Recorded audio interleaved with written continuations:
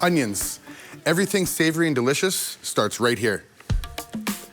Today I'm all about caramelizing, and I'm gonna share my tips and techniques how to develop that deep, rich flavor. The key to caramelized onions, 2 words, all day, or low and slow. Heavy bottom pan on a low, low heat.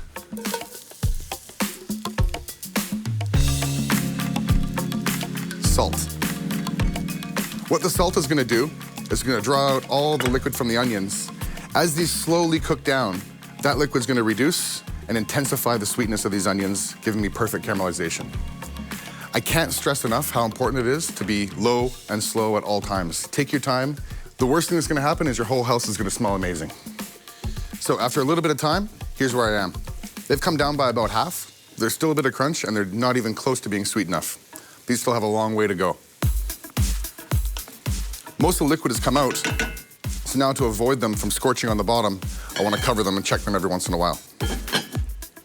When I have that, then I have this. You know what? I'm not going to show you quite yet. But I do have these. These are charred onions. Charred, not burnt. These are going to add a ton of flavor to the stock.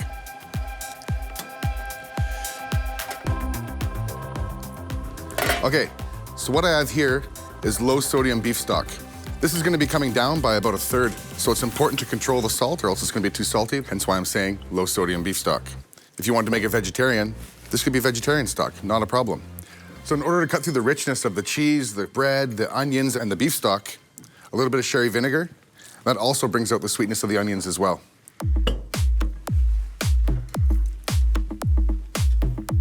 Those look great. Thanks, Chef. So, time for the big reveal. Ready?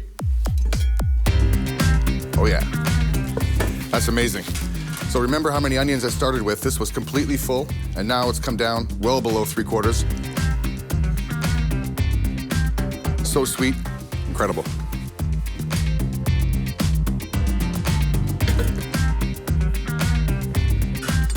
All right, so my beef stock, I brought it down by 1/3 and strained out all the aromatics.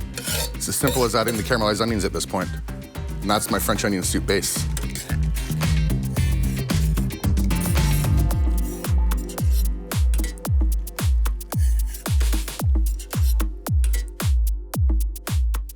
Those are for you, Chef. Thank you. So listen, guys, if you're spending a Sunday afternoon making caramelized onions at home, why make a little when you can make a lot? They hold fantastic in the fridge, and they can be used as an accompaniment to roast chicken, grilled meats, or even fun little vegetarian starters like this. Grilled heirloom carrots with some caramelized onions on a garlic crostini. Super simple. Oh, wow. Now we are talking.